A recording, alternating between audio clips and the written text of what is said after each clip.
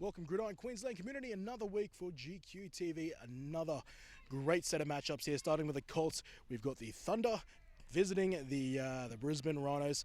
Of course, we've got the men's later on, but right now I'm catching up with some of the Colts coaches, starting with Rhinos coach Sam Harkness.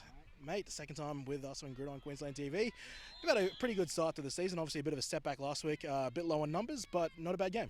No, yeah, look, we still did some good things, a lot of bad things, but we just forgot the fundamentals in that game. Plenty to work on, but yeah. Consider it a learning experience for a lot of the young guys on the team? Yeah, it's good for them. Yeah, that loss is probably going to be beneficial in the end, so it was good. It's what it is.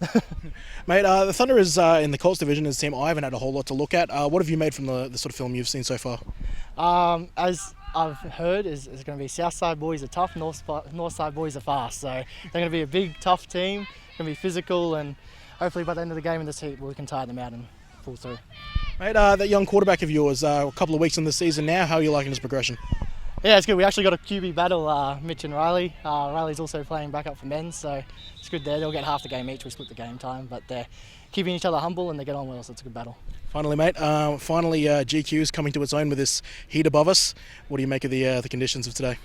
It's going to be a hot one, but you know, I think we've practiced all pre-season. We've run them a lot, so they should be fit enough to get through it. Sam Harkness, always appreciate your time, mate. Nice, thanks, mate. All right, Coach Fomo, mate, interim head coach today. Obviously, your head coach is off producing new life somewhere else. Mate, up to the challenge? Yeah, I think so. It's a very special game for the boys today. Yeah.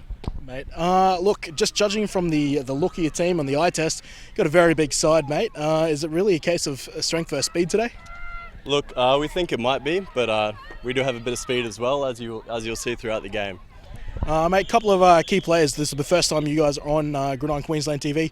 Who should the people be looking out for today? Look, keep an eye on our quarterback, Chris, and our free safety, Tyson. Oh, God. Huge players. Hopefully, you know, it's a good start for you guys, and we have a good game of football today. Yeah, cheers, mate. Looking forward to it. Appreciate it. All right, welcome, Gridiron Queensland community, to week 5 here in 2018 Gridiron Queensland season. We are here in Franklin Oval on the northwest side of Brisbane, and a warm day here, pushing close to the 30s as spring has well and truly come here in southeast Queensland. We've got the coin toss about to come, scheduled to kick off at 4 p.m. You would have just seen the interviews I just had with the two coaches for today. The Thunder, without head coach, big Mr. Cameron Helbig, who, if he's listening, big congratulations to you. The birth of his first baby has been the reason why he is not watching, or not with his team today. So welcome to fatherhood, Coach Helbig. So yeah, Coach Vito stepping in for him, and you would have saw my few words I had with him in pre-game. Harkness still the man in charge for the Rhinos. They're coming off a tough loss against the Stingrays last week, but they've reloaded, have a few more players than they did in week 4, and they're ready to get back into the winner's circle. Here's our current league standings, not including today's games. The Stingrays 4-0. They haven't even looked like losing a game so far. The Ravens follow them with a 4-2 record. A 2-2 record. The Rhinos there, they are sitting at 2-1, hoping to break 5 to move to their third win this week. Thunder, Vultures, Spartans trailing in the lower half right now. Thunder trying to obviously push for that top 4, or to stay in the top 4 with a win today, but it's going to be tough without starting quarterback for the season, Ryan McGee, who is now lost for the season due to an ACL he did last week. So they're going to have to rally around, and the man in question is Chris Negus, who's stepping into the quarterback role this week, and he will be the man moving forward. Very different skill set, not quite the passer that McGee was as far as his skill set, and they're going to have to move to a much more run-orientated game plan for their offense. So let's see if they can produce the same sort of scoring prowess they have in the first half of the season. This Thunder team, this Rhinos team, I should say, it's really a battle of power versus speed. At least that's the way the coaches seemingly have dubbed it. There's plenty of speed on this Rhinos offense. We saw that in week 2. But there is plenty of size on that Thunder defense and offensive line front. So let's see if it's power or finesse that wins this week, as the boys are finally lining up for the contest, the coin toss.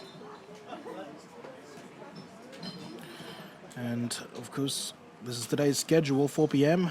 Soon to kick off, the Brisbane Rhinos Colts taking on the Griffith University Thunder, who was known as the Thundercats in the lead up to this season. And the Brisbane Rhinos and Griffith University Thunder, they're headlining the 6:30 game, which will be one that will command a lot of viewers, I imagine. Both teams going in undefeated so far. One of these teams, I imagine, will receive their first L of the season. And the Rhinos have been doing this all season. It's the old Gridiron gang walkout. And look at the Thunder effectively doing the same sort of thing.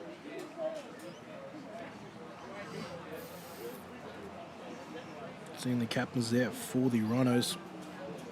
Hinoki Noki, Timothy Coops. Offensive weapon, Tristan Gibson, also out there. He's one of their starting running backs, but also floats around in the receiving core as well. We'll probably end up seeing a lot of time at inside linebacker.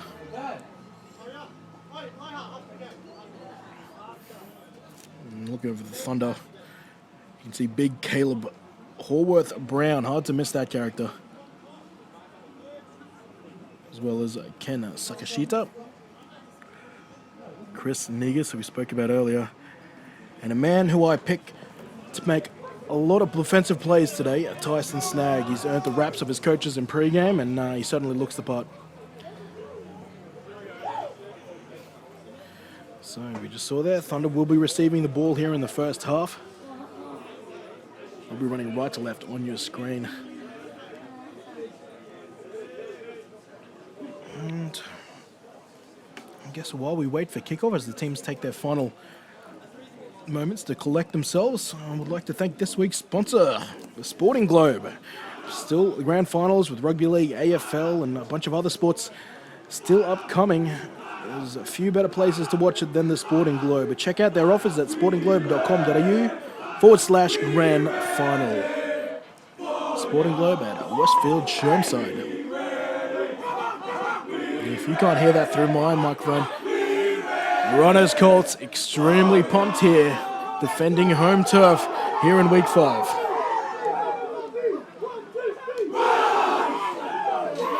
I'm also told to welcome a Hawaiian contingent of viewers who could be watching. They will be watching this game on the flight to their game, I believe. Hawaii starting at 3-0 in the NCAA. And a lot of those guys are very close with Coach Samuel Harkness, who did an internship with him over the summer. Mentioned many times here in GQ. They're apparently all watching in the last Rhinos Colts game that was broadcast over live stream, and sounds like they're back again. So welcome to those watching from Hawaii.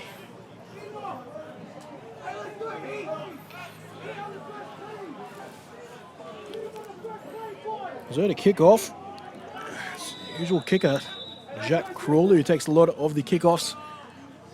He'll get us underway here in week 5. And it's a line drive. And it'll be picked up by one of the up men. He's going to test out the right-hand side, bowls over number 13, Henrik Walters. And the Thunder, they will start just past their 30.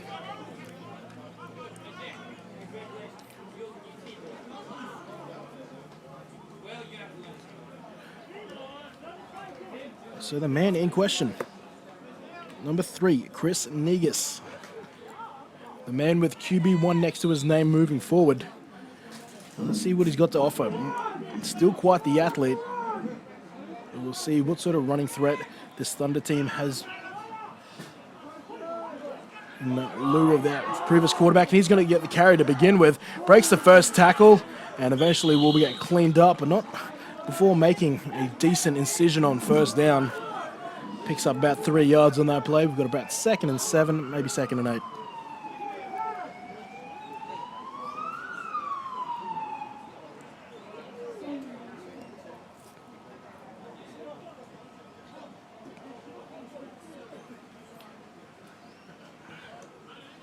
On 2nd down, let's see if they keep it on the ground.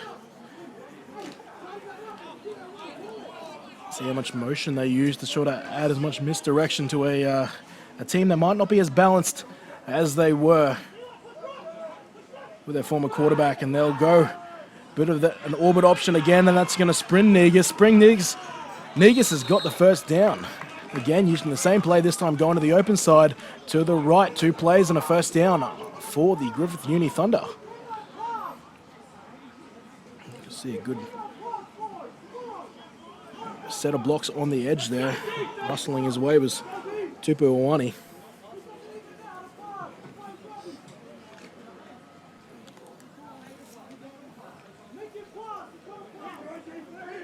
Fresh set it down for the Thunder. Negus in the quarterback. In the background is Awani. Now let's see if they give it to the big man. They do. He's taking his first carry of the day. Lowers the shoulder and using that stiff arm well. He might have got a first down. He might just be short, but proving to be the Thunder to Negus' Lightning if that's the case. Good chunky yardage there on first down. Just short of a first. 2nd and 1.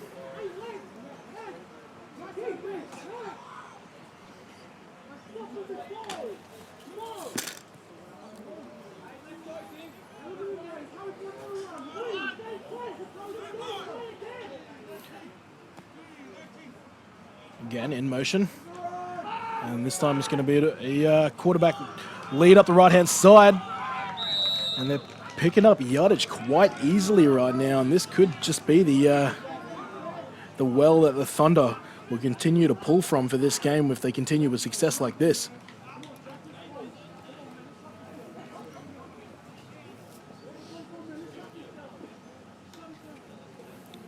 Jaden Glasgow has been used as a wingback motion man in the entirety of this drive so far.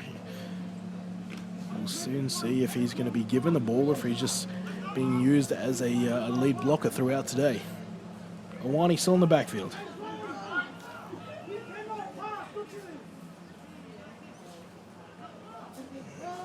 First look here, Awani's going to get the carry up the middle. Is untouched for the first couple of yardage and then eventually is taken down by the safety, Riley Dix. And on 2 carries, Awani's picked up 18 yards. Dix with a key tackle there. Awani very well could have been gone. Dix taking him down by the bootstraps. 8-minute quarters for anyone who's watching Colts football for the first time. A regulation timing, 8-minute quarters, 4 of them.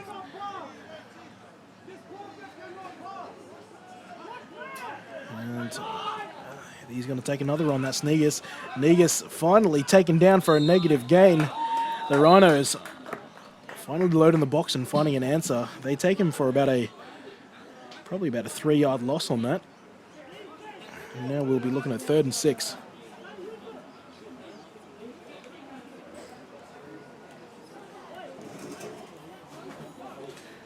A distinct, this quarterback can't pass, was shouted from the Rhinos sideline.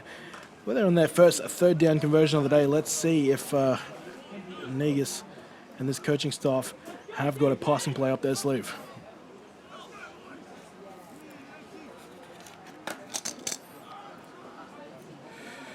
Glasgow in motion again. This time they try a bit of tricky with a handoff and it goes to Awani. Awani can't shake the first defender. And getting in for attack for a loss is Crawley. And it's 4th down now. They will likely go for it, I imagine. Double sticks ahead of them. And you just see that was a bit of a slow take there. I think Negus might have wanted to keep that. Awani already committed to it, and that leads to the loss. Now we've got 4th and 10. A drive that started better on the 35 there now. Ball on the 23.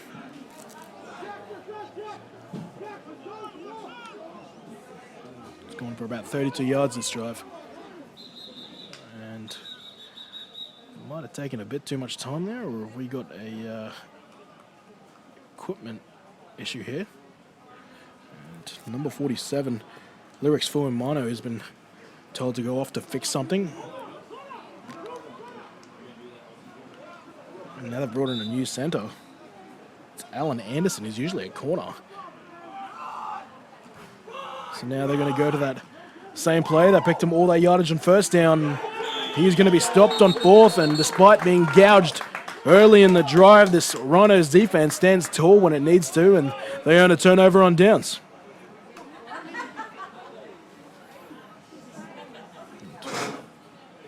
Try to get the edge across there, but the pursuit for the Rhinos too good. And now we'll be able to see the Rhinos offense take over, and it looks like there was a penalty on the play that we missed.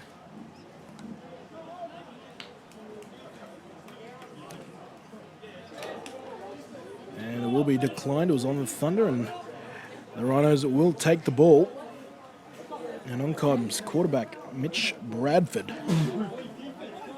who is, from my understanding, almost playing to keep his job, getting a bit of pressure there from Riley Dix, who's also backing up at the senior level, so he's getting plenty of experience.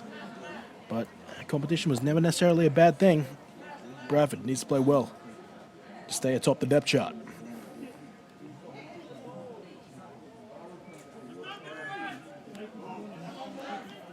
Near side receiver there, you see already in the stance, Chikara Tanaka, one of the speedsters for this Rhinos offense. Type of guy that can really stretch the field for you. And this will be the first give off to Tristan Gibson. Gibson gets hit hard and is taken down, but picks up 4 yards on first down.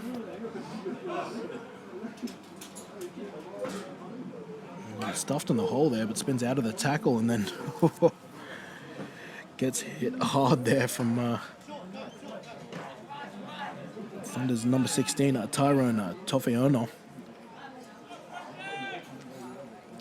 Interchange here for the Rhinos. 42 now on the puck. In motion is Walters. Walters. They're going to throw to Walters. Walters catches in the flat. That was a bread and butter play for him in week 2. They come back to it. They pick up a first down. Enrique Walters, his first reception of the day, nets them almost 12 yards and a first down.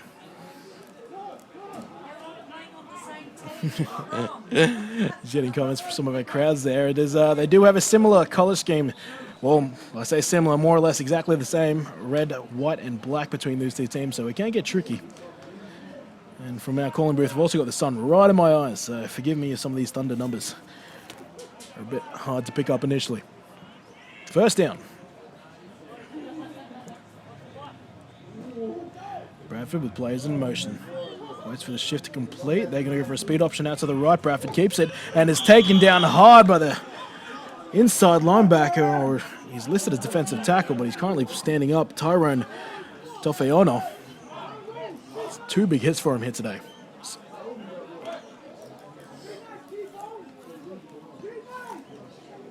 Coming in the field is Finn Shortman.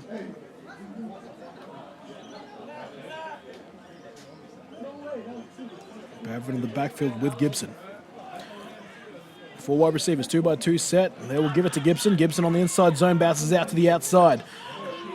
Gets past the original line of scrimmage, fights for a couple of yards, and we'll get this back to about 3rd and 5.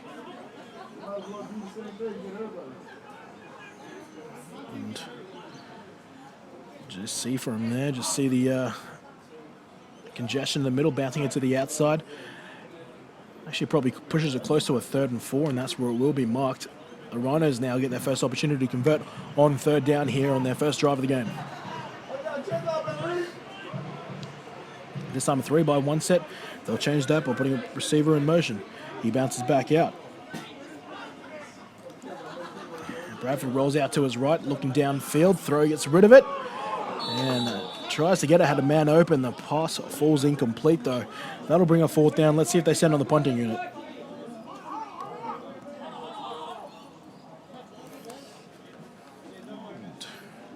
The pass is intended to number 42.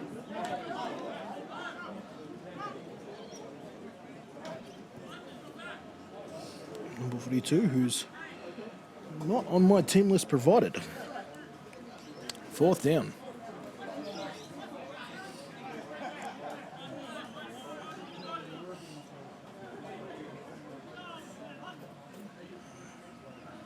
And Henrik Walters punts that ball away. Flags have already been dropped. Could have seen a holding already. He's going the kick returner for the Thunder. It was number 23.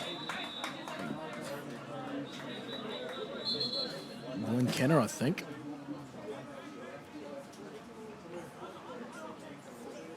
And we'll See what this call is. A short return there by the Thunder.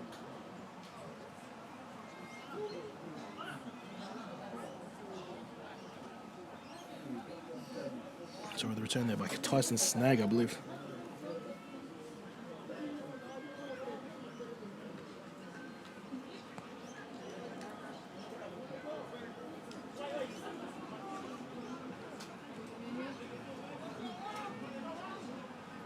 Oh, it was an illegal motion on the Rhinos. So it looks like they'll just take the call across there. It won't affect the play all too much. And still no score as we come towards the back end of the first quarter.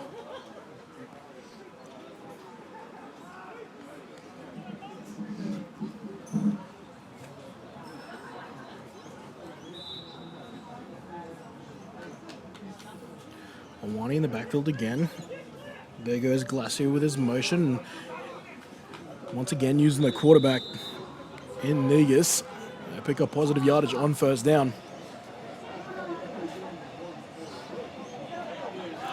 Pretty much staying in this Air Force Navy style offense where it's just all option.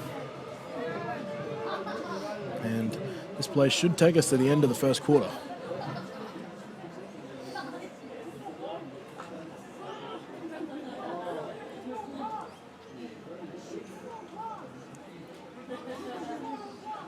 Negus in the backfield, Awani with him. And I think this play will be blown dead as they come to the end of the first quarter.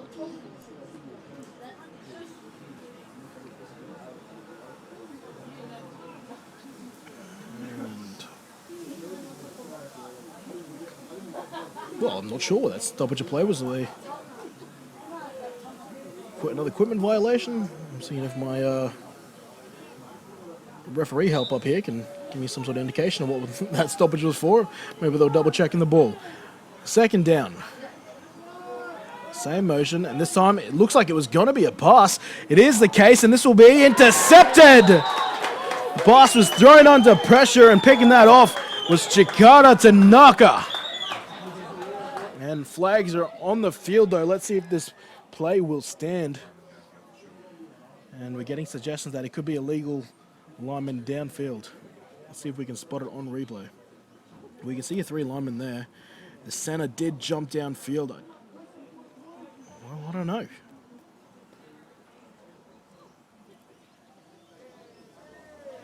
And yeah, that was the case. Ineligible lineman downfield. So on passing plays, linemen can only go so far until the ball is caught. And obviously one of the Thunder linemen too far, and that play will be declined by the Thunder, and that brings us to the end of the first quarter now. So Rhinos will have possession moving into the second quarter as they take a quick stop around.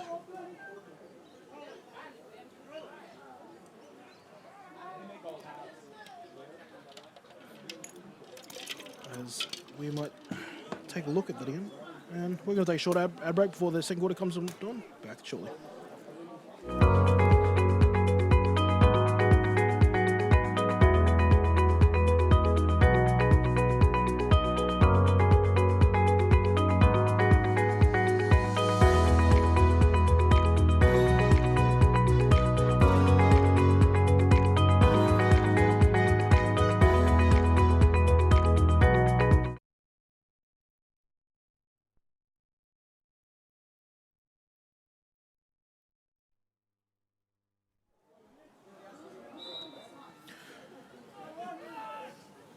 All right, welcome back. Second quarter.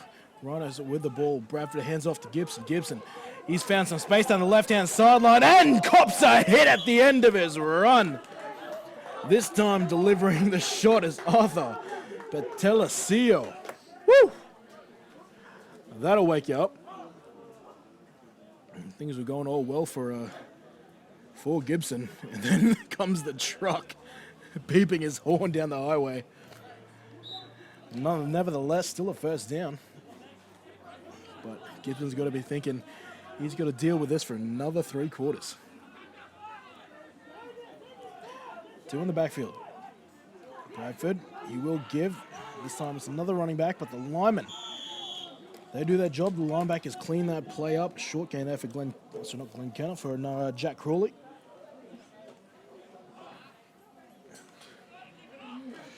See the defensive lineman for the Griffith Uni Thunder already messing with the action in the backfield.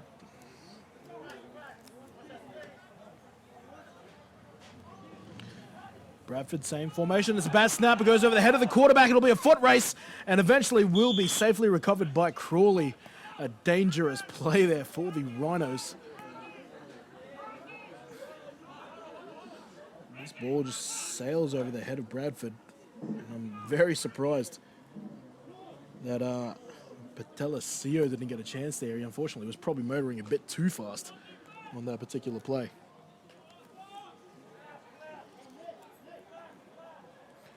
Third and long. Bradford, a capable passer. Let's see if he slings it downfield. He's looking to his right now, rolling to his right. He's under pressure. Throws on the run. And once again tries to get it to our mystery number 42, but it's over his head. They'll bring up 4th down and long in a likely punting scenario.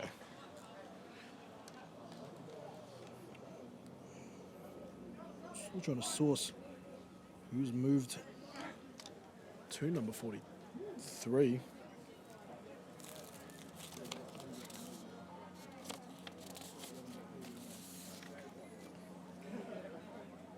Got a depth team shot here from the Rhinos, unfortunately without numbers.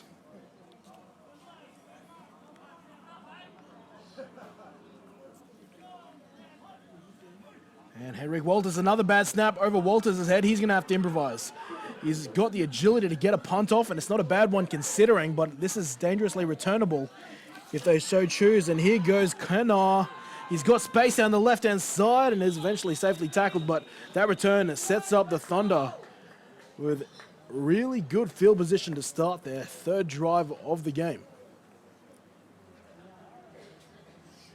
And you can tell that rugby league still exists with a lot of the players in our Colts division. Holding the ball there like a loaf of bread, as they say in this sport.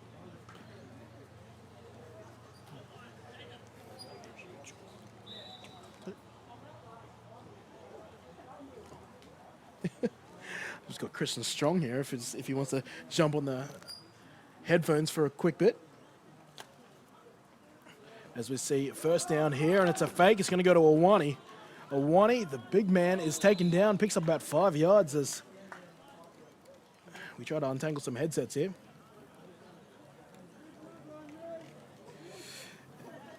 And as we look at 2nd down, I'm waiting to get a check off to see if welcoming Rhinos quarterback Chris Strong. Yes, sir. How's it going, guys? How's it going? Nice to be back. Obviously, you've got a big game ahead right now. Your Colts are currently playing a 0-0 game right now, but you've got a lot of quarterbacks there that you're probably a mentor of right now. Yeah, so Riley and Mitch, they're both 2 good guys. I'm actually doing some training with them outside of football on Sundays as well, where I can get with the young quarterbacks, give back to the community any way I can. So. Yeah, well, we'll certainly see. I mean, I think this club's probably got the most depth at the quarterback position throughout the ranks than probably any other club right now, as we saw a big play there by the Rhinos defense here on 3rd down. 9-man football, man playing as a quarterback. Do you think that's how difficult do you think that would be? That'd be challenging to get used to. I mean, I'm sure, you practice it for a week, you can adapt to it. But I've never played 9-man football. I would love to play, just stay at 11, those 2 extra guys to throw to. But, and then, in Canada, they play with 12, so. Yeah, indeed. And forward motions as well. Speaking about quarterbacks, here goes Negus with his 2nd passing attempt of the game. That one falls incomplete. His 1st one intercepted. But look, Negus, he's a quarterback who's was not one a week ago, has stepped in after their starting quarterback got injured with an ACL injury last week. A guy is usually an athlete. What sort of advice will you give to a guy who's stepping in to play quarterback when that's not his usual position? Yeah, so, as a backup guy coming in, I played that role before as well. You just got to come in confident, prepare well, during the whole week of practice. Get a chemistry with the receivers, and just play your game. That's all you can do is be a manager of the game, take what the defense gives you, and then take your shots when they're there. Well, he tried on that third down conversion. It's led them to a punt, and they're going to fake it. Good call. And here goes the fake punt. We're already getting calls that there was an illegal motion going on. And that is a first down if there is no flags on the field. The fake punt there held out by the Thunder. That was punter Arthur Patelesio, who we saw already be a monster on the defensive side of the ball. Anyways, the Thunder have bought themselves a second chance here. First down and goal. And punting from short distance, should that have been telegraphed to the defense there? Yeah, that was a good call by the coach there. Good timing for it as well. Picked up the first down. First and goal now, the Thunder after the fake punt. Gets them inside the 10. This time they'll try to pitch it out. It's been fumbled, but Negus will pick it up and he'll try to do the rest himself. Flags have been thrown back near the line of scrimmage as well as toward the end of the run. That looks like it's on the offense. Just looking back on the replay here, we'll see if there was any holding. There might have been towards the linebackers across there. I'm not sure what the last flag being thrown in could possibly be.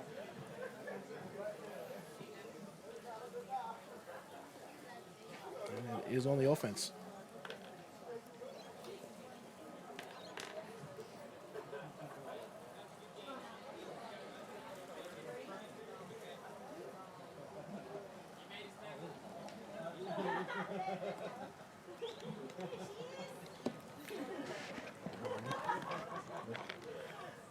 As we thank Chris Chong, he's off to for his game upcoming now.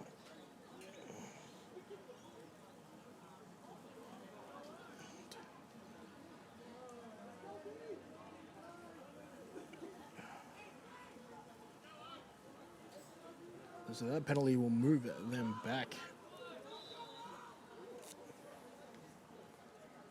And it was holding on the offense. This time it'll be a Wani again. He will be their preferred choice. Moving into the red zone, but he had to be careful there. That ball was almost stripped of him. That's going to bring up second and goal, but the ball's all the way back on the 19.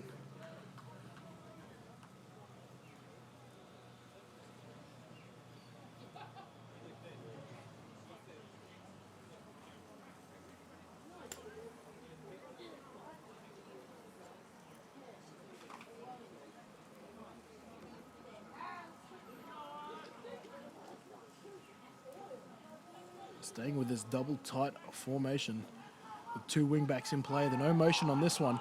Negus will just follow the blocks and he'll be taken down at the line of scrimmage. Maybe picks up half a yard by the end of the run. Good flow that time by the Rhinos.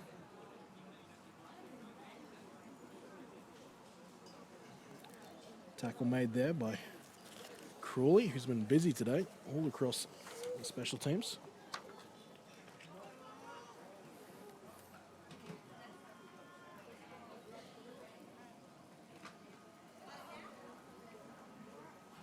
Thunder with the first real opportunity to put some points on the board here. We've got a tough third down here, but no doubt they'll be going for it on fourth. And they'll try to pass once more. Haven't landed a pass yet, and that's 2 out of 3 passes right now for the man loaning the position have been intercepted, this time in the red zone, picked off by Henrique Walters. Playing both sides of the ball right now and finding success. He's got a catch on offense. He's actually got more catches on defense than he does on offense right now. So, always a gamble when you're throwing with a non-traditional quarterback. You really want to sort of use those opportunities to do that off fakes. That one was just off you. Straight drop back right there. Still plenty of learning to do for Negus. First down and 10. Bradford under pressure, but he rolls out to his left and gets a beautiful pass off. He's got a man deep, and the completion is made all the way down to the 34-yard line. Making that catch was Patrick Swikett.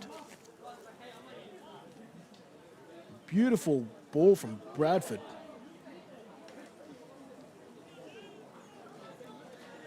And that's Swicket getting down behind the safeties for a huge gain.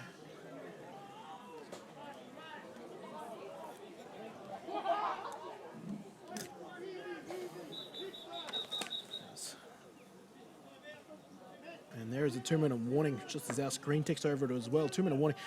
Those last couple of drives from both teams took quite some time. Both teams favouring the run game, particularly the Thunder, sucking up a lot of clock as we see the final 2 minutes of the first half be signified right there. Crawley's in the backfield with Bradford. Bradford drops back, looking to his right, is under pressure, spin moves, and now he's going to have to run out to his left. And he will take this for a run and is taken down hard by Kenner. But a good play from Bradford considering the way that was looking to unfold originally.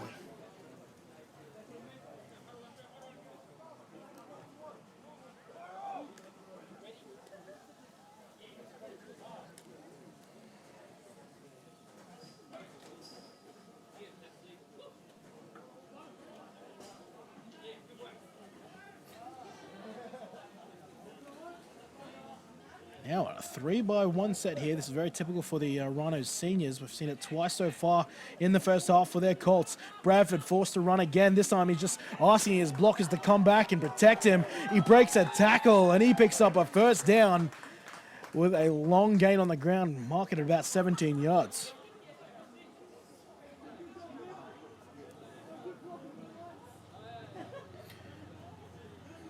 More than happy playing outside of the pocket, Bradford, whether that ends with him slinging a pass downfield or taking it himself.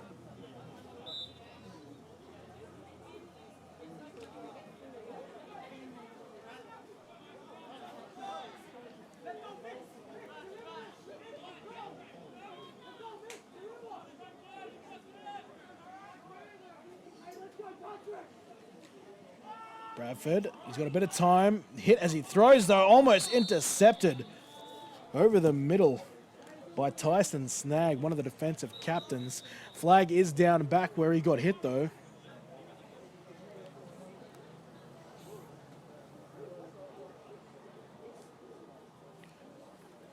And let's see if holding has been the likely call, but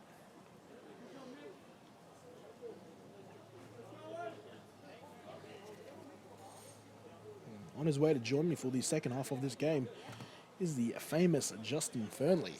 He's probably driving down without a shirt as I speak.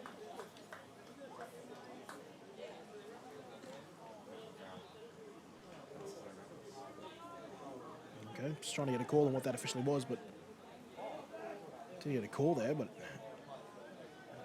seemingly on the Thunder.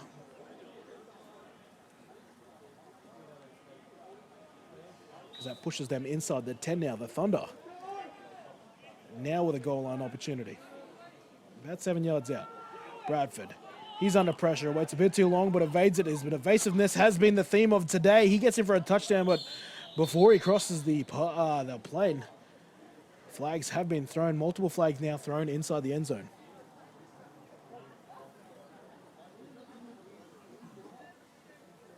He wanted to go front side there, but the pressure came, and I'm assuming there might be a block in the back with the way that we saw some players hit the ground there.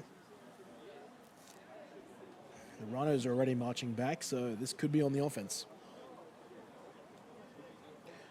And holding on the Rhinos. It's going to move them back, so they exchange penalties in the last two plays, the Thunder and the Rhinos. The ball now is back on the 10.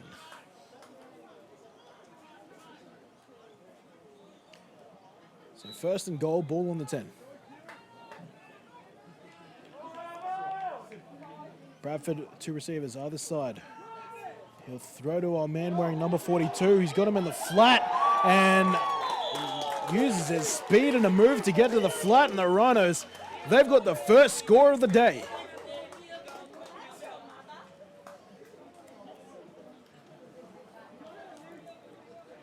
Simple pass to the flat. And a right foot step gets him to the pylon. Touchdown Rhinos. Bradford gets his first through the air.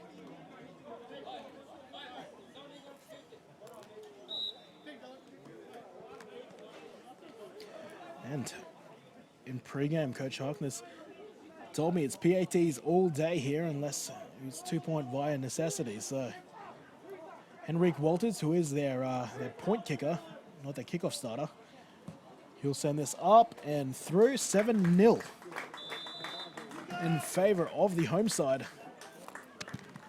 Sam!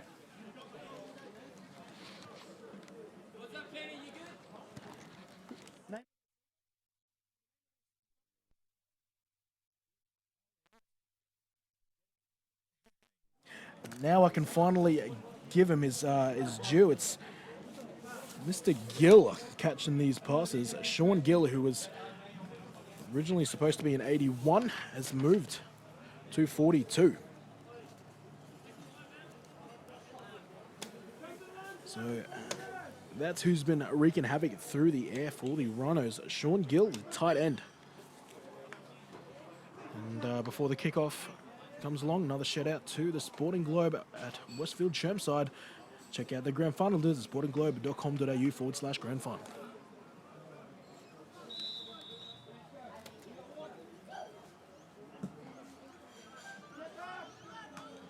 This one is picked up by Kennar. He's been pretty dangerous with the ball so far, has the ability to break tackles and gets this ball around the 40. We'll see the Thunder take over on the 42-yard line.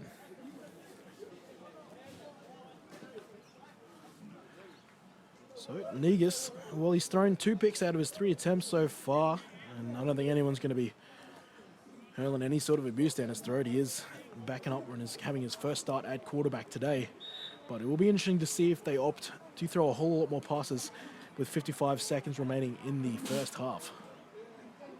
Only down by 7. It was a good drive there by the Rhinos inside the 2 minutes to get on the board. Let's see if the Thunder are happy to go in trailing by 7.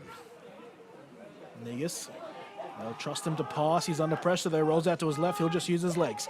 And he is taken down for a sack by this Rhinos defense. The main man leading the charge, number 15, Jack Lowe. And I should say that is Lowe from the juniors stepping up to play in the Colts division. Got a timeout here by the Thunder. So stop the clock and try to get some water, and we might take a timeout ourselves.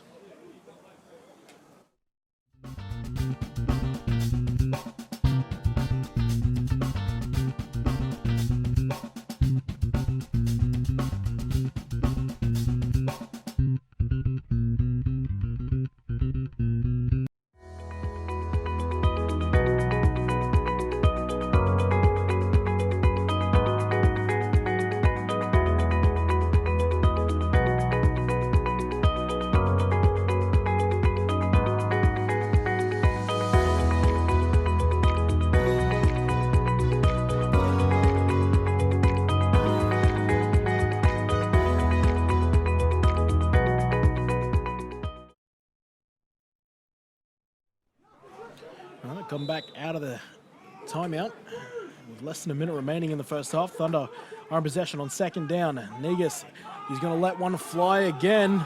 He's looking for a receiver who's one-on-one. The pass is underthrown, unfortunately. Trying to come back for it was Ben Shaler. Unfortunately, couldn't come back enough. That'll bring up 3rd and 13. They stop the clock.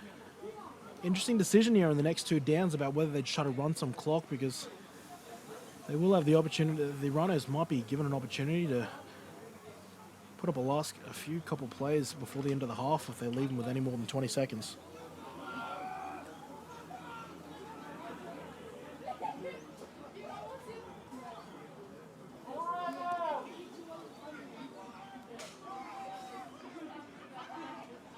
Third down and 13, play action pass. He's actually got a man open, but the pass is higher than it is longer, and it is intercepted for the 3rd time this half, for the 2nd time by Walters.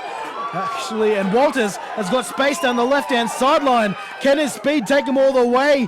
And the quarterback atoned somewhat for his intercept by taking down the return man. Flags are down after the play.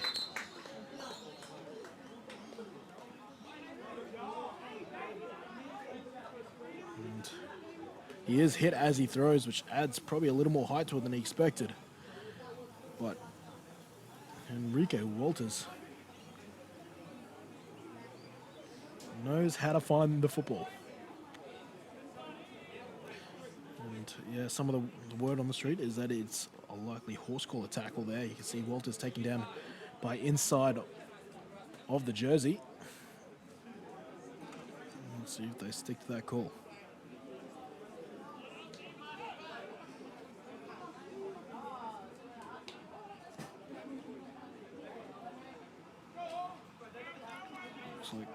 Looks like that's the case. And Thunder staff don't appreciate that call. They're arguing as we speak. Big Ricky Fuimaono making the case that there's no way that was a horse collar.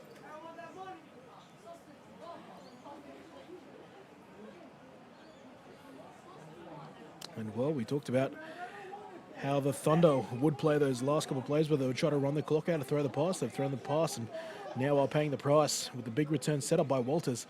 Puts their offense in position to add another score going into the half with about 20 seconds remaining and only 4 yards to travel. Actually, the penalty is a little more gracious than I thought. It's only about 1.5 yards, maybe 2 yards out. So in sniffing distance of the goal line, Bradford takes the snap. He's under pressure early, throws a quick pass, and it is caught for a touchdown. The second of the day for Bradford and Gill. Flags are down though. Let's see if the play stands, and it's holding against the offense, so that play will be wiped off. And you can see, I think it was the right guard holding the defensive tackle there, so not only will they have that touchdown wiped off, they'll move back 10 yards and they'll have to try and do it again. They've still got time for a couple of plays. They've also got all 3 timeouts, so they can really be as patient as they want on these final few plays.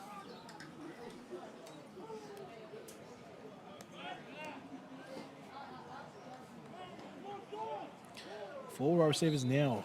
The danger man Gill in 42 is inside the left slot. Bradford takes a snap. He's rolling right immediately. He's under pressure now and is taken down for a sack. Once again, Arthur Patelasio has been the MVP for the first half of the Thunder. Now adds a sack to his stat sheet.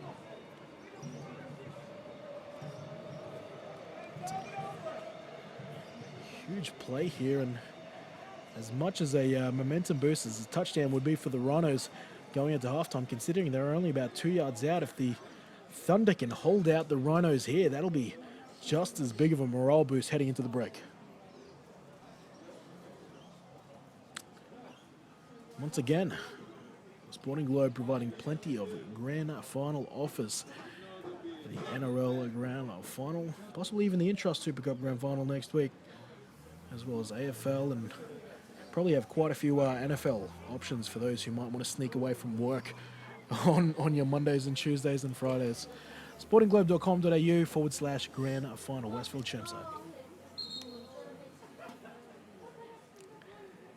Second down and goal now, but the ball all the way back on the 18 or 19 yard line.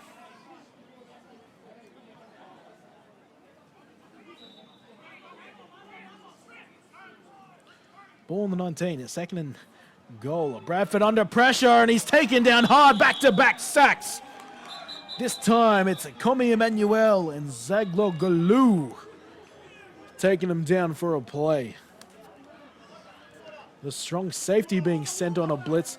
The Rhinos this time taking a timeout, and this drive, to say nicely, has stalled. And, well, we're seeing that they might know. The play clock might have run dead during that play, and that is actually the case. The ball's been raised. That is halftime, so the Thunder show some character and hold out the Rhinos from initially 2 yards out after an intercept return. So the score remains 7-0 going into halftime. I'm Kenny Andres. We'll bring you the second half on the other end of this break. Be back shortly. coming back from halftime in this Week 5 Colts matchup where the Rhinos, they currently lead the Thunder 7 points to nil, although that game easily could have been, that half easily could have ended 14-0, but for a good stand on the goal line by the Thunder to keep it to a one-score game. The Thunder, they received the ball in the first half. They'll be kicking off here in the second.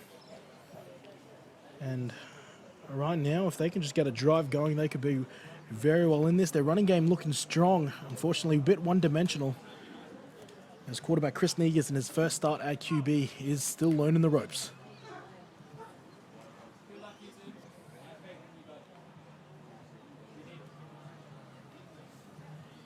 Enrique Walters was probably a huge name for the Rhinos in the first half.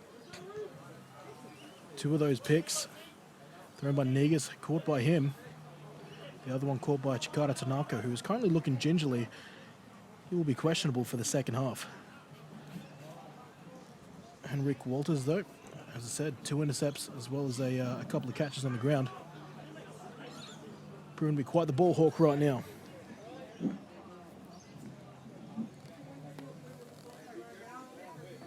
And just an update on scores. Junior Division, Rhinos, they defeated the Bengals 42-0. The Stingrays also beat the Spartans 26-14 against an undermanned Spartans. In the Women's Division, the Ravens 56, they defeated the Raptors 0. And in the game just prior to this one, we had a draw. The Thunder and the Stingrays drawing at 12 apiece. That ball was bobbled at the 10. And here goes Henrik Walters, the man I was talking about earlier, trying to find some move, but trying to find some space to move, I should say, but is taken down by a wall of Thunder players.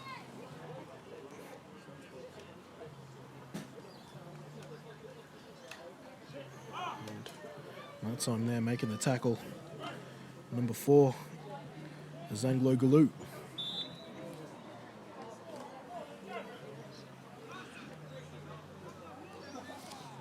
First and 10. And starting the second half of quarterback, we have seen a change. It is number 14, Riley Dix. Bradford had a pretty good first half, and we saw both sides move there. They end up going with a no call, and this first pass attempt is incomplete, but flags are thrown. The back judge suggesting there was pass interference.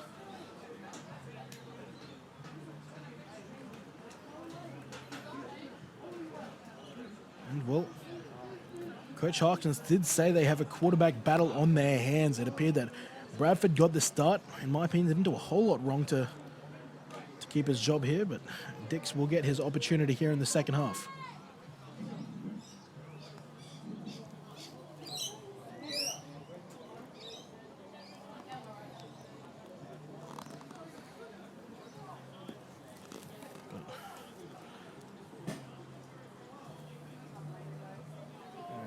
We just saw 2 fouls on the play there, and the one that is accepted is the pass interference, so it looks like the Rhinos will get a free first down on this opening drive of the second half. And with those 15 yards, they get an automatic first. And Dix doesn't complete his first pass, but still gets his field downfield via PI. First and 10 now. Ball on the 34. And max protection here. Dix will get time to throw, and he almost throws an intercept. The ball coming off the hands of Glenn Kenner. It looked like a gimme, and he could have been gone had he been able to snag that. It falls eventually safely incomplete for the Rhinos. That brings up second down. 2 plays on this drive so far, both passes.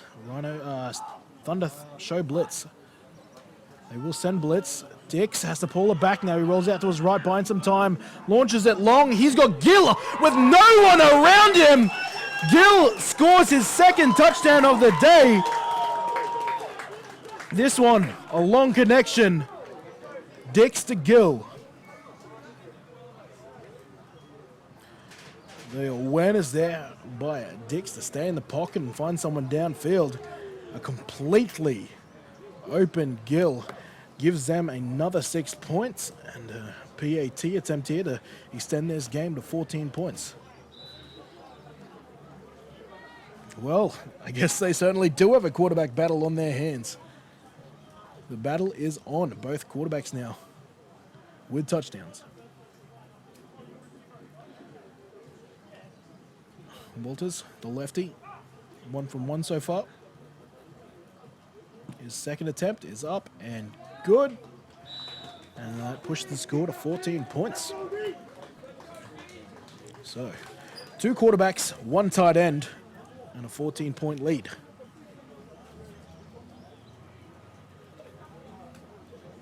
So, and not to look too far ahead, but Griffith will also feature on the live streams next week, 1:30 p.m.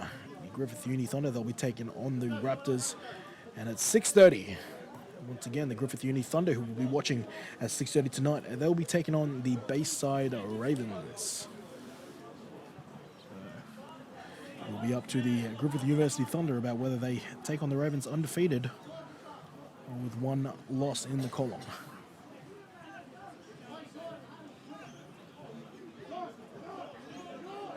For the women's game, the Thunder, well, they didn't come away with a loss today. They pulled off a 12-point draw with the Gold Coast Stingrays, so they'll be looking to get back into the winner's circle per se next week against the Raptors, who are got a lot of rookies with plenty of energy and still building experience week to week.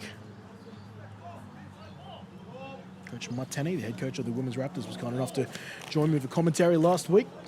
Good man, and he's hoping to keep this team together and build as much love for the sport as he can with the season he has with these girls. 14-0, start of the third quarter. Only 30 seconds in, the Rhinos have scored a long-range touchdown to Gill. There goes Crawley, sending it deep, long, and my commentary buddy is here, surprisingly, with a shirt on, but sleeves off. As we see the Thunder bring this back past the 30, still chugging along for yards. And eventually the Thunder will look to start their drive approximately at the 35.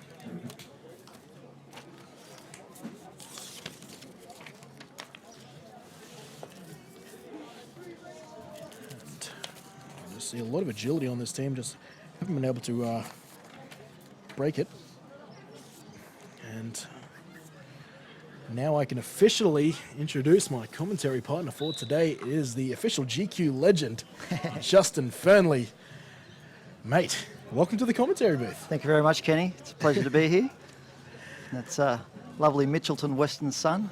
Indeed. Beating down on us. Right in the face. Lots of memories of that happening. Well, here goes Awani, who was averaging a hefty number in the first half, got given about 4 carries, and almost all of them were just short of a first down. He takes his first carry of the second half, and it's another healthy gain of about 6, maybe 7. So 14-0 to the Rhinos at the moment. 14-0 for the Rhinos, both through the air, 2 different quarterbacks.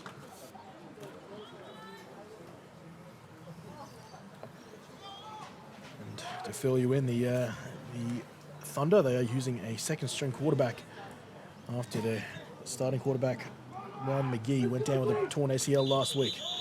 And this play was going to go to Awani again. It is blown dead. Flags thrown in.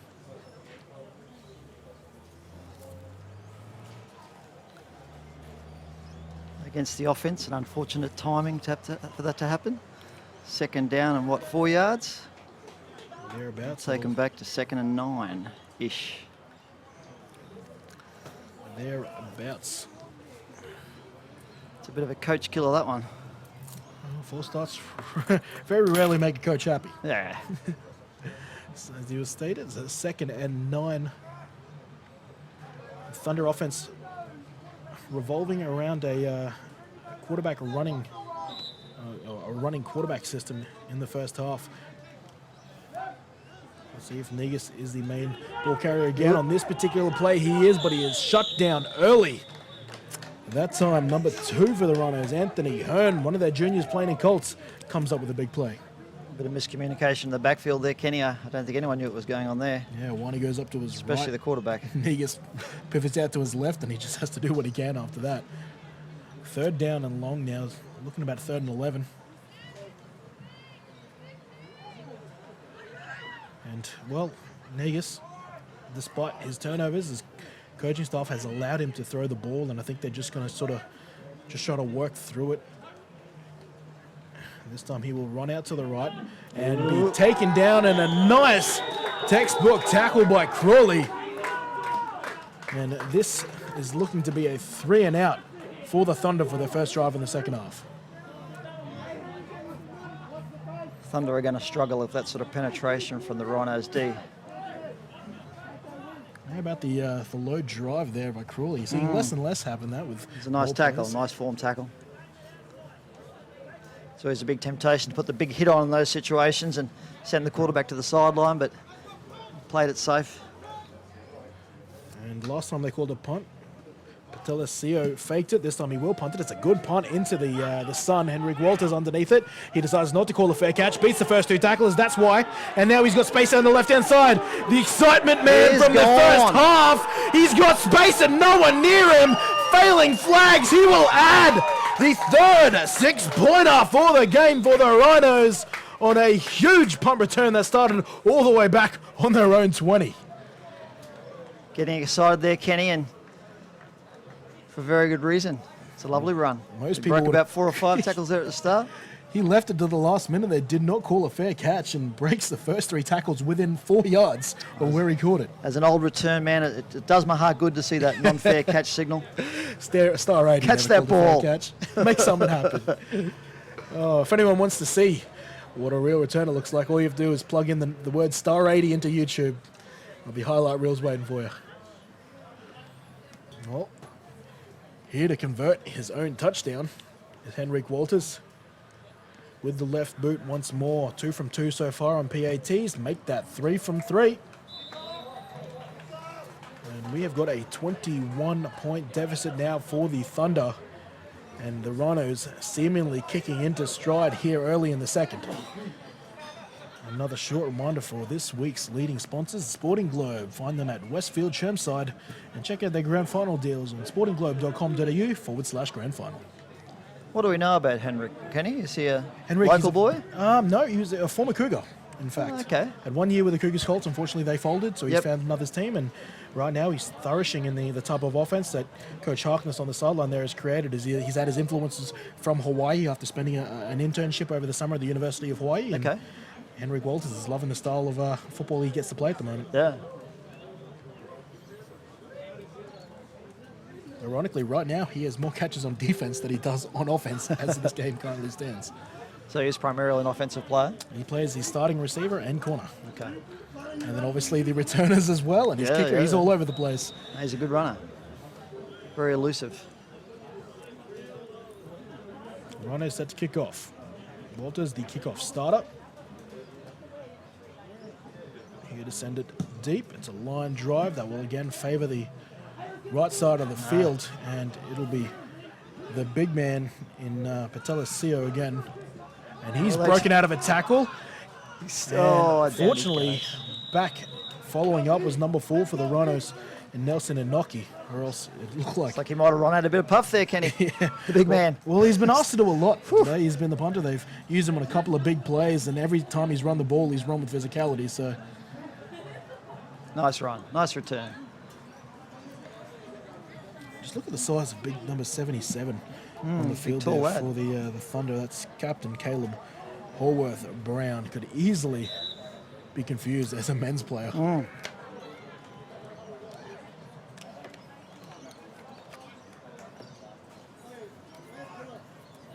So I'm pretty sure 14-year-old me, or what was it, 15 to 19 now? Yeah, 15. 15-year-old me would have been a little bit nervous about Caleb lining up in front of me. Well, it's actually pretty funny. I don't know if he's on the field today, but number 78 for the Thunder, Frankie Tinalau, who stands at about 6'3". I argue he's probably closer to 6'4". He's only 14 years old, and he's bigger than almost anyone on the field. It's the chicken, Kenny. It's the chicken. And that penalty, that goes against the Rhinos' defense, so the Thunder will get free 5 yards.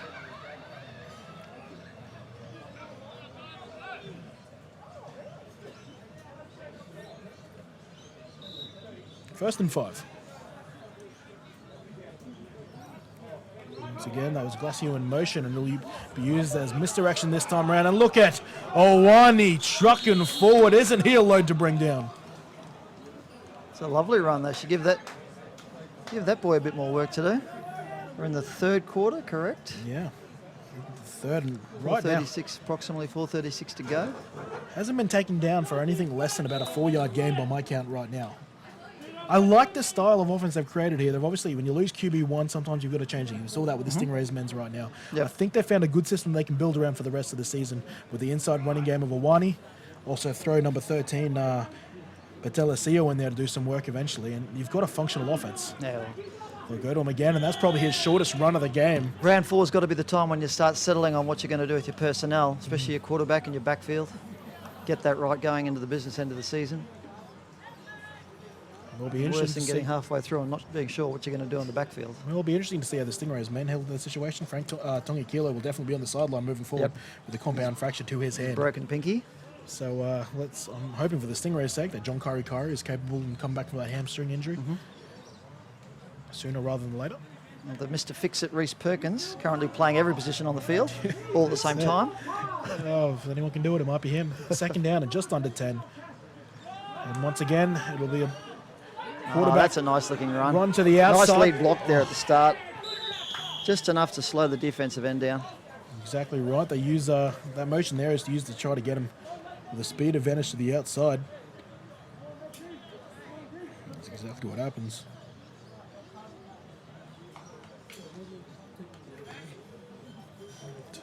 That's what a lot of lead blockers don't realise, Kenny, is sometimes all it takes is just a little bit of a nudge, bit of a bump. Or even that just little being split there. second just to be there, just to use as a Change shield. the angles, yeah, absolutely. The lead blockers go out there trying to put people on their butts, but most time it's just not necessary. They'll end up missing the block. Functional blocking over flashy. First and 10, just outside of the red zone now, the Thunder. I mean, 21 points is not insurmountable, but it probably will require a score on this drive. Glassio in motion again. They'll look to try to pitch it to him. It doesn't come to fruition, largely due to number 15. That is Jack Lowe making a huge play. Ball carrier's got to make a decision in that situation. You've got to straighten up. He's just lost his team 7 yards trying to do the impossible. Got to make a fast decision, straighten up, get what you can going forward. Now, I'm not sure if that was just out of reaction there from Negus, but I haven't yet seen them turn these sort of orbit motions into a bit of an option. I mean, that's definitely the next progression of the style of offense Yep. to add some variance to it. Second down now, double sticks. They'll go to the same look, and this time they will give it to the man, but he's unfortunately got no real estate, though. He's not going to let that stop him. He does well to try to get it back to the line of scrimmage. It will be down as a loss for this Rhinos defense, and now he is down. That is wingback Jaden Glasu. Let's see if we can spot what happens here. It looks like that left knee just gets caught underneath him. It was disappointing. It was what looked like a disaster was actually coming good, but then at least he got back close to the line of scrimmage. But they need to rethink what they're trying to do, getting around those outsides. And I think for them, it's hard for them to go any more than a play away from running it up the middle with a Wani. Yep. I mean, I think that's going to be your meat eater. I think anytime they want to run anything else, they've got to fake that inside give first. Oh, look, especially when you're sitting at the 24-yard line, and you've got there on the strength of someone running it up the guts, and you've got defensive ends that are positioned out wide. They're obviously shooting into the backfield. Throw a little shovel pass in, get some misdirection happening, but just trying to run around them all the time, it's just not going to work. Well, while this play gets looked over, we're going to take a short break and be back shortly.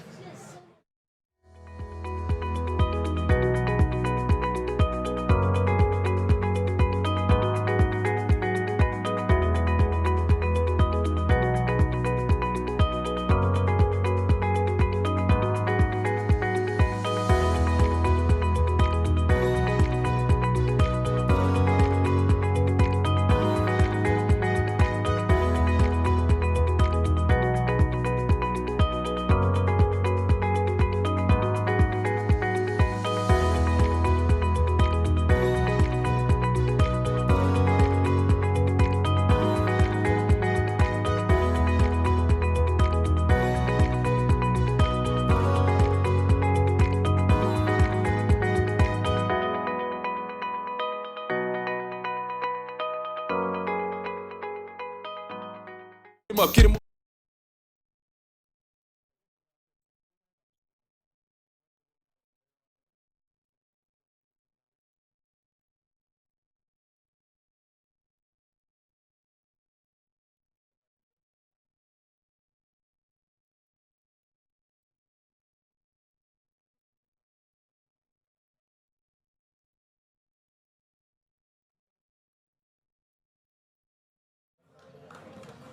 And we're back right in time to see our man Jaden Glassu helped off the field. It looks like it is with that left knee, which is the knee he's keeping off the ground. He's been a busy man, and some people don't realize when you're that up back, or that wing back that is constantly doing that motion around, they can really take it out of you. Yeah, well, the difficulty is not only you're trying to run sideways and straighten up, you've also got big bodies hitting you from the side. And of course, as soon as someone hits you from the side, knees aren't designed to bend that way, and that's generally when things go awry. But he doesn't look real well. It's nicely picked, by the way, Kenny. Sorry? Nicely picked, by the way, the injury to the left leg. Yeah. Oh, Could be an orthopedic surgeon role in there for you somewhere. Dr. Kenzo, they call him. That'll be $50, thanks. 3rd and forever for the Thunder. Let's see if they keep it on the ground and try to make it a more manageable 4th down. And hang on, is that a change of quarterback? It is. We see a new quarterback who looks like a quarterback. He's going to sling it the best he can, and he had it in the hands, but he's lost it. Oh, he was intending to pass to Ken Sakashita for his first look of the day. But can I say, looking at number 4, that is Komi Emmanuel and Zanglo We were Gulu, which is just a name talking about him. might have to get used to saying here. But I tell you what, that drop back, that looked pretty natural. The throw afterwards, maybe not so much, but the... Well, it was a bit of a duck of a pass, and he'd be really disappointed in himself there, because otherwise it had touchdown written all over it. Oh, the footwork looked fantastic. Yeah. Probably a little bit rusty coming off the sideline now in the 3rd quarter. He hasn't played QB at all so far As far as today. I know, he's It's his first down. Played the season as a strong safety so far. It's a big call to throw him in on 3rd and 20 odd. Yep. He almost got the job done. 4th down, and it looks like they're going to punt it. Will they fake it again? Yes, they will. They've done this once before. Will it turn into the goods? No, the Rhinos are quite aware of it this time round, and the fake attempt by Patelasio unsuccessful. Yeah, I'm not sure that was the right decision there, Kenny. Well, I think it's This stage of the game, as you said, 21-0, a quarter to go. It's still a win, still gettable. Kick it down the corner, get them inside their 5-yard line, put some pressure on them, maybe force a safety, make them, put the pressure on them to get yards. across there. Sitting at the 32-yard line, there's no pressure. And on top of that, they already did that in the 2nd quarter, so they've done it once. It's hard to fool a defense twice. Like you said, watching the Rhinos special teams, they manage to fool people almost every attempt. The Rhinos men's, and here goes Dix under pressure. And there's nice a name play. I haven't called, and I'll tell you what, if that was the NFL, he might have been flagged. But coming in with a huge play there is Tyrone Tofeaono. Earmarked the first quarter with back-to-back big hits on the running back. Well, that's what they need at this stage of the game, those big plays. Well, it feels like it's been a while since we saw the Rhinos on offense. Last time we did, it was a very short drive where Dix landed a huge pass to Gill. Thunder obviously not keen to do that. Thunder showing blitz, sending blitz. They've sent 4. The protection is good for Dix. Coming back for it is Tanaka. Tanaka comes back and picks up a couple yards, saving his quarterback. Back to the sticks. That was a nice little dump off from the QB there. I think it's probably more impressive. It was a blitz pickup from the offensive line. Nice play all around. Let's see, touchdown photography. Nicky Verbakel doing her thing on the Rhino sideline. Another play here for Dix. Dix under pressure. He's going to go down again. Taken down by the opposition quarterback, Komi Emmanuel and Zanglo Gulu. You're taking a bit of a liking to that name, Ken. Oh, look at him just overpower the running back on that I replay. just settled for short story. Gibson trying his best in pass protection there, but overpowered by the lean, mean Now this is Zanglo the Gulu. thing, if they'd done that, if they'd pinned them down inside that 5-yard line, Totally. they'd now be trying to kick this punt from like maybe the 1-yard line, thereabouts. Yeah, well, that is the end of the 3rd quarter there. Clock was a little bit out. Starting the 4th now, and you raise a good point, but I guess maybe the Thunder argument is that they gave themselves the opportunity to fake it, knowing that they probably trusted the defense to put them in a pretty similar result. But Yep. I think I'm in your school of thought there. You had a chance to try to add that pressure from inside the 10. Yeah. Speaking about special teams fakes, though, as we once again thanks to Sporting Globe for their grand final deals. Check it out at sportingglobe.com.au/grand final. Did you happen to see the Chargers Chiefs game in week 1 for the NFL? No, I didn't. There was Kenny. a fake kick punt that planted the Chiefs inside the 10-yard line. Fascinating stuff. Faked a long field goal and punted it inside the 10. It's not something you see very often, especially in the NFL. Totally. Not normally that ambitious or creative. Well, we enter the fourth quarter. The Rhinos have got a comfortable lead here, 21 points. The spread currently of the Thunder, who are yet to score. Defense is looking pretty impressive. They have been susceptible to a couple of big, long passes, though. Thunder with one man back. I'd be thinking about putting two back in this situation. Back to return, I believe, is number 21, Tyson Snag. One of their more highly noted athletes. It's where numbers on the sleeve become very handy, don't they? They absolutely do. And this punt is sent away. It's a line drive. It'll be picked up on the one hop by Snag. Can he snag himself a score? He'll try to find the left-hand sideline, but all he will find is Jack Crawley. And I thought he had some space. Well, I don't know how many kick returns this lad's done, but he's got to learn to use his blockers. He just ran away from 23. Poor old 23 was trying to create a path for him, and he's just run straight away from him. And a false start on the offense there will force a re-punt, which is a shame because that was a pretty big play for the Rhinos. And, well, maybe he'll use this opportunity to use Hopefully his someone's blockers. listening to this and get a message to the return man. Follow those blocks. As a scared little white guy in my career, Kenny, I became very adept at staying behind very big men and protecting myself. You don't become a star by getting hit, mate.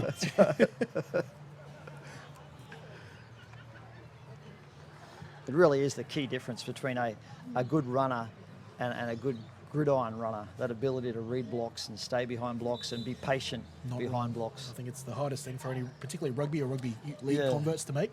Obviously, they're used to running to space. Yep, spending their whole life avoiding what we used to call the shepherd, Yeah. now the obstruction, and they come to this game and that's what they've got to learn to do. Well, they've got to make sure they stay set for that shift there as we see this punt go off, and it is over the head of Kenner this time. This time it's number 23. Let's see if Kenner he going uses for it. his blocks. And Yeah, there's nice cuts seam. inside. A flag was thrown. It was a questionable block. It's a decent return, but multiple flags are down on the pitch.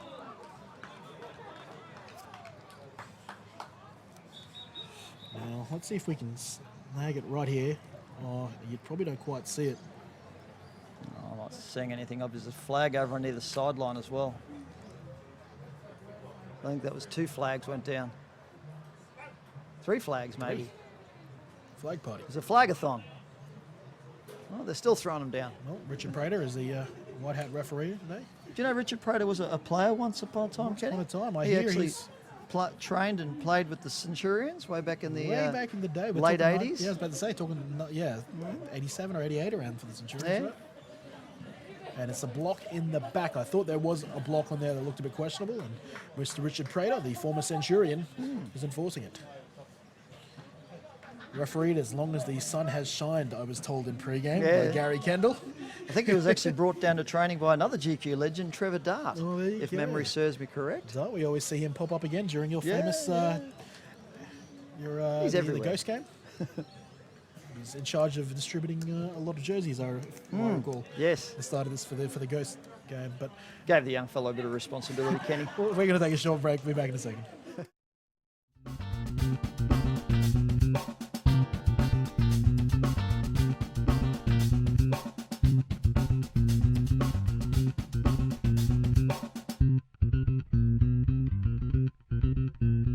Play rugby this season? No, just a bit of vets rugby this year, Kenny.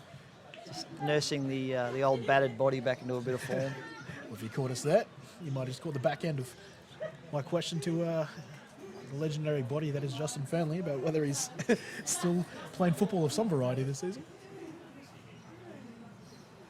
First down here as we come out of that short break. And I told Kenny that no, I'm not, because I'm old and slow and useless. I just play veterans rugby these days. It's just for the kids, Kenny, just for the kids. Just for the kids. Give them It's a young something to man's watch. game. Hey, the fact that you're still playing some form of rugby, mate, it's impressive. Another hold up. First down. And another stacked backfield. They've gone back to Negus. And it's another strong run from Owani now. He has been outstanding. And it's tough when you're that size and you're being asked to do the runs that you type of doing. Like, it's hard to do it all game long. Yeah. It's an unusual formation the Thunder are running out of. They've got two little guys sort of positioned as wingbacks that are just there to shield the inside run from the outside defenders. Rather than Just sort of think double they'd be teaming. better served taking a wider split. And, Just trying to taking some guys out of the box. yeah. The Rhinos currently 6 men in the box. It just leaves Long them. pass for Negus, one-on-one coverage. The DB will win once again. The Rhinos DBs have been on fire today, high-pointing this football. It's a tough ask for that guy out at left receiver. What number is he? Number 5, Number 8. And, Ken Kajiro Sakashita. Sakashita. Or Ken, apparently he's been told he prefers. Yeah, he's giving up about a foot to the cornerback in height. Yeah, when you're trying to send them long, Yeah. you sort of need to earn the right to go long, That's right? He's right. the type of guy that you want to throw underneath, and I hear he is more of the underneath guy. Yep. But obviously, when you start trailing 21-0, those patterns, they turn from slants to goes. So with another opportunity, Riley Dick still in the game. It looks like both quarterbacks will get a half of football to play, and now they've had a change in running back, and running up the ball now is number 4 and Nelson and Noki. And well, we talked about rugby league converts there. You can probably tell it's in his blood. I was about to say, he looks like a rugby league runner, waving that right hand around. Put your shoulders out, son. They learn. They always do. It normally takes a couple of broken fingers and a broken wrist. And, Well, usually it's a couple of fumbles as well when they hold the ball Yeah. out like that. That being said, some players have made their money. I'll think about Shady McCoy in the NFL, who holds that ball out loose, and no one's ever really told him to fix it. Adrian Peterson's still doing it. Well, Adrian Peterson's got huge biceps. Lost that's his issue. lost it playing game, most recent game, after about a 50, 60-yard run, and then he gave it up. When you have biceps that big, mate, it's always a drama. And he's caught him offside here, I think. The He's a Rhinos free caught him play. back, and Yeah, there goes the here flag. goes Gibson using that speed, and eventually will be met by the defensive backs of the Thunder. Finally taken down was number 19 and Alan Anderson. And flags are down. I imagine that will be on the defense.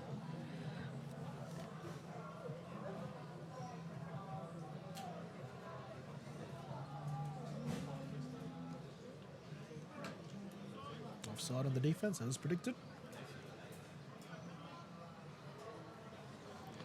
And I think going back to what you said for the Thunder as to why they just have to have those guys in, I think it's because the Rhinos, they're happy to get beaten by the pass. They think their corners can handle it, so they're sending everyone in the box. Well, not knowing what the capabilities of the Thunder QBs are, there's lots and lots of real estate in the middle of the field. Throw a few slants and post patterns in, and Well, Riley Dix is back. Gibson, another hard count. Has he got him again? Oh, get I think he back. has. He's got a free play. He's going to launch this, Yes. and a wasted opportunity there, and also possibly a learning moment for Nzaglo Galoo. If he got caught offside, you need to try and get back as quick as you can. yeah, he just gave up.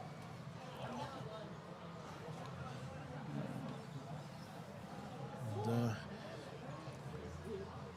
don't know if that pattern was originally going to be shaped to an inside to a skinny post, because that looked where It was Riley Dix very gonna throw it. underthrown. Considering he had two guys beat, he just needed to put a bit of air under that, and that was a touchdown.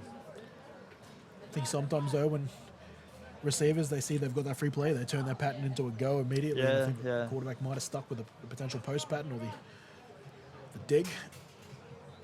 First down and 5 after back-to-back Double offside coverage. No, he's gone back inside. Zagler Galoo is going to be sent on a blitz again, trying to overpack the running back, and it's another underthrown pass, largely due to the pressure of Nzaglo Galoo. He changed the throwing lane there for Dix. So Nelson's not listed as a quarterback. Is he just second, third string, number 4? Number 4, no, he's not listed. but he just took that one pass on that Or is third it and long attempt. Number 14, is it? Sorry. Yeah, that's the Riley number Dix. 14, Riley Dix. QB2. Okay. If he can get some air under one of these balls, And this time they don't fall for the hard count. He's under pressure, rolls out to his right, and throws this ball away. Tanaka trying to come back for it, rather than opting just to take the safe play there. Shows a bit of maturity, actually. A lot of people try to force that. well, considering he was about 2 yards away from a pick the previous play. What's interesting, though, is both quarterbacks, Bradford and Dix, have opted to try to extend the play and roll to the outsides, and that's how they made their big play. Neither of them, albeit they're under a lot of pressure, are happy to just stay in the pocket. Yep. Let's see if Dix stays here. He will make a throw from the pocket, intended to Gill, who's got 2 touchdowns on the day. I don't know how much time the Colts and the seniors spend together at training, but that's certainly what the Rhino seniors quarterback tends to do. He's very much a pocket passer, so he may be helping them out and just passing that. He jumped on commentary briefly earlier in the first half, and he said he's working with all the quarterbacks. Okay. So it's good to see that someone who's brought in, Yep. not only for their talents, but for their knowledge. Their ability to impart knowledge on people, especially the Colts. And both of these the quarterbacks juniors. actually back up at the senior level. So Okay. Yeah, I think I saw one of them going against the Rays last week, watching the excellent live stream. it's all the team behind us, mate. They'll opt to provide more protection to the right-hand side. It's a high snap. He'll be under a little bit of pressure, and he gets the punt off. That's the That's what I was talking about before, about having 2 people back in this situation. I mean, the Rhinos have no reason to kick it straight to people. They're looking for the sideline just to waste a bit of time, but get 2 people back, you've got more of a chance of making the catch and getting a return in. and having an impact on their team. Speaking of impacts, thank Impact Sports for all your shot provided needs. Find them at sales@impactsportsaus.com. And A lovely looking logo that is, Kenny. indeed it is. Richard Gill will be very stoked with it. And it's interesting, punting, well, listed on the depth chart I got, it was supposed to be Henrique Walters, but it looks like long snapper, so they must have a new long snapper in. Connor Steele has been taking the punting duties today. Back on offense for the Thunder. And another give to Owani, who will be taken down for a loss for the first time today. Oh, I think he might have made an inch, Ken. Or if he just, it's not a tackle for the loss if he can just get back to the line of scrimmage, which it appears he has. So scrub that. He is There's a still good foot, foot and a half. The old school. Yeah, there we go. He's got about half a yard there. So he has been yet to be taken down behind the line of scrimmage. Well, it looks like the Thunder have pretty much given up hope of winning this game, and they're just going to run the clock down. Well, I thought that in the first half, and then in the final 2 minutes, they ended up throwing a couple of passes. Negus. He will now follow his blocks. It looked like it was a designed pass. Kind of broke down, so Negus just tries to run with it. I'm not sure what it was, because there was virtually no Thunder players beyond the line of scrimmage. But if you see, I think it was supposed to be some sort of screen setup. Just look at the way that he backs up there, which is your typical sort of bubble screen maneuver. But unfortunately, it all kind of happens a bit too quickly. And those sort of quick plays sometimes are just hard to process when you're playing your first time. Yeah, I think maybe one of the defensive backs for the Rhinos has very cleverly put the one of the intended receivers or blockers on their backsides prior to the play developing. Speaking about on their backside, we've got an injury for the Rhinos at the moment. It's Connor Steele, who's receiving some attention. We're going to let the trainers look at this, and we're back. More Gridiron Queensland action after this.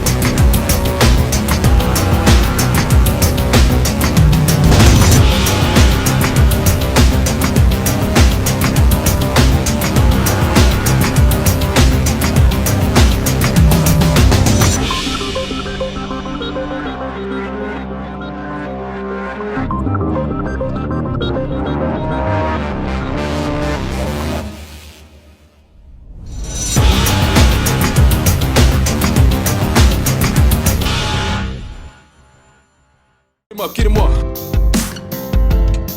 Get him up, get him up. All right, back here towards the end of the game here for the Colts. Should pray they just ducked out to sign some autographs, I'd say, on the sideline. So Connor Steele has come off now under his own power, so he's seemingly okay. Third and looking at about 11 here for the Thunder.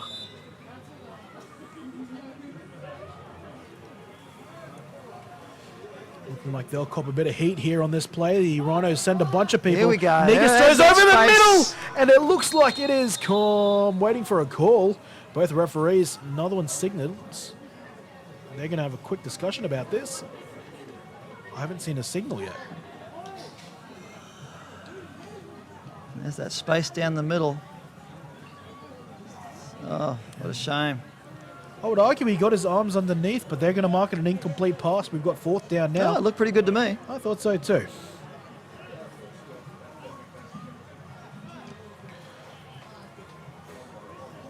Would have loved the signal there. The officials obviously have a slightly better view than we do from 50 metres away from the action. So fourth down, they've got the punter and Patelesio in. It's a good snap. Now he's going to fake it again, whether that's his choice or the coach's, I'm not sure. He's going to try and break some tackles. He does so, but he's got a lot of real estate to cover, and it looked like it was never going to happen.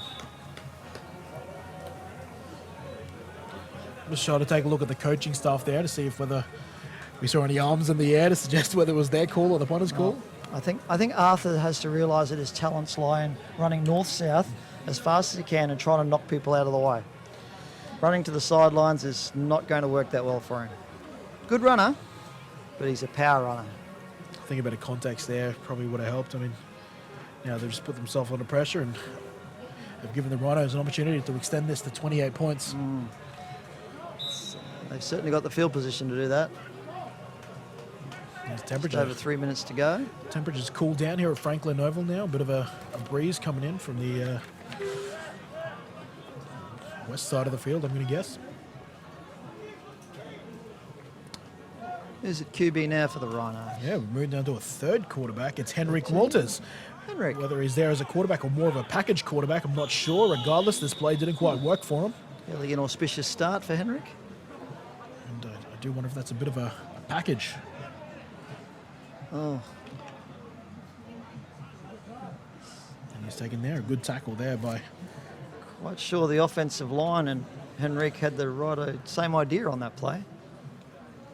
What's interesting there, they've actually got a pure punter on the Thunder, Jared Fawcett, who's not playing today, and that's why number 13, Arthur Patelesio, has been taking the punting snaps.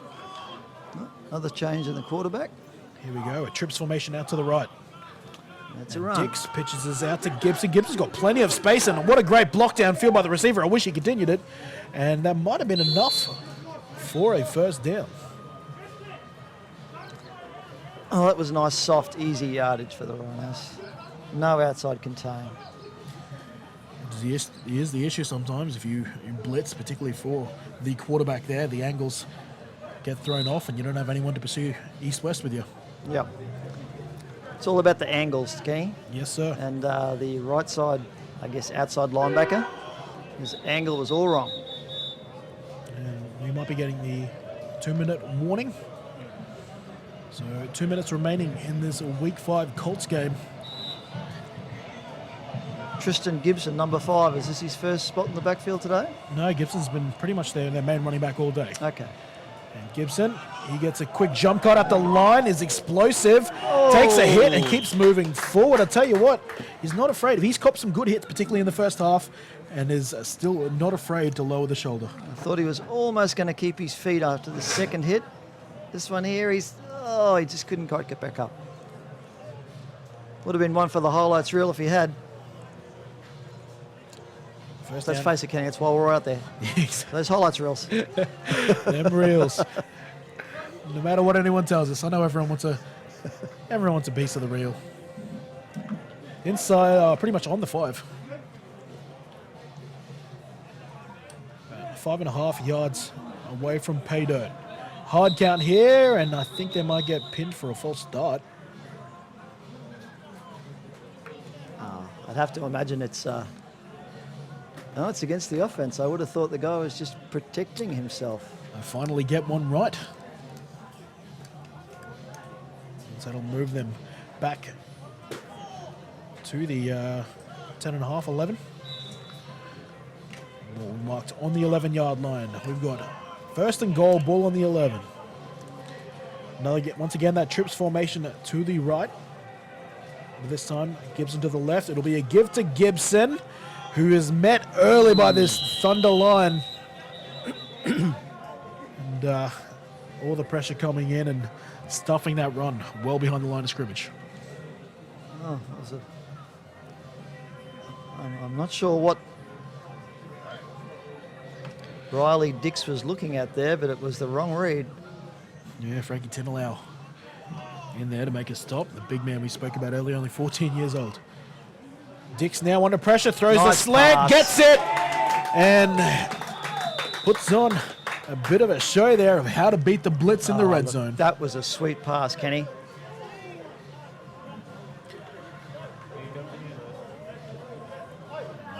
Considering the slant's one of the hardest ones to get on the money, he did a beautiful job of doing it that time. Yeah, that's Schweikert. Caught a huge reception in the first half. This time adds a touchdown to his day's stats. Shows as a quarterback, you got to be brave. You know, I mean, he had to take a bit of a bump there, and sometimes if you're facing the blitz, you've got to accept that you're taking the hit. Yep. Deliver the pass. Especially the officials do a very good job at protecting the quarterback by and large in this league, and it's very unusual for a quarterback to get really banged up if he's attempting a pass. Walters up, his PAT attempt is blocked, and they finally get in. Registering the block is Tyson Snag, the defensive captain and playmaker, and they remove the perfect record for Walters and finally give him a blemish on this day. He's been pretty dang outstanding today. That was a nice rush through the line to block that kick. Indeed. You can. Kicking team did everything they were supposed to, but just let one through, and that was all it took. Well, you could be watching your sports grand finals at the Sporting Globe at Westfield Chermside. Check out what deals they can provide you at thesportingglobe.com.au/grand final. I do hear they do half-price wings on a Monday, so. It's like I might have to stay an extra day, Kenny. Yeah, I think you might, mate. You down here for the full weekend, mate? Did you make plans in Brisbane? I head back tomorrow, Ken. Oh, okay. Sometime. You're just going to remind Brisbane that of the party animal you are? That's right. I may stay up till midnight tonight, Kenny. Crazy, Feeling a bit crazy, beast. a bit wild. Finish off with a respectful nightcap, I would imagine. Walters getting an opportunity to kick downfield, and that's impressive. That's gone dead. I have to admit, he's probably put his name in the hat for the kickoff starter position right now. Right now, he's in charge of kicking field goals and PATs, and Walters is the man who kicks off the kickoff attempts. I think How old is that lad? Enrique Walters? I think, if memory serves, he told me he was about 17, so he's still It's got a a big couple kick years. for a young fella. Exactly right. Anytime you, in particularly in nine-man football, in junior football, Yep. if you can be kicking that into the end zone, that is a huge advantage for your There's so defense. much space, so much space to cover. When you think about it, when the average kick return gets back to the 35, in some cases to the 40, Yep. that is a huge advantage for your defense. Well, it sort of becomes a situation if your kicker can't kick it dead, he's better off kicking it short, possibly force an error and get the ball back. Yeah, we see the Gold Coast over the years, they've implied that between their women's and Colts sides. Yep. And once again, it'll be Galoo Nice stepping in run. at quarterback, and this time taking his first carry is Aidan Connolly. Another trundler coming into the Thunder's backfield. It's good to see. It's nice to see a bit of a running game.